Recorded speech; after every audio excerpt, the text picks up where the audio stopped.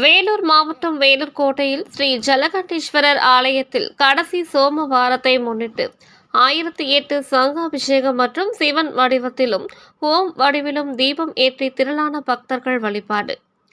வேலூர் கோட்டையில் உள்ள ஸ்ரீ ஜலகண்டேஸ்வரர் ஆலயத்தில் கார்த்திகை மாதம் கடைசி சோமவாரத்தை முன்னிட்டு 1008 சங்குகளில் புனித நீரை நிரப்பி சங்குகளை யாகத்தில் வைத்து வேத மந்திரங்கள் முழங்க பூஜைகள் செய்யப்பட்டு பூர்ணாகுதியானது நடைபெற்றது.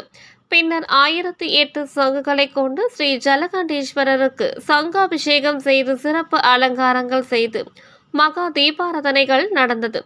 மேலும் நடராஜர் மண்டபத்தில் ஸ்ரீ ஜலகண்டேஸ்வரர் ரூபத்தில் வடிவமைக்கப்படும் லிங்க வடிவிலும் மகா தீபங்களை ஏற்றினார்கள். இதேபோன்று அகிலாண்டேஸ்வரி அம்மன் சன்னதியிலும் ஓம் வடிவில் மகா தீபங்களை ஏற்றி திரளான பக்தர்கள் இதில் பங்கேற்று அரோகரா முழக்கங்களை எழுப்பி திரளானோர் சாமி தரிசனம் செய்தனர்.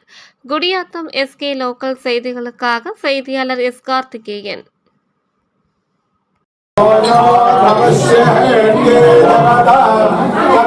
நமோ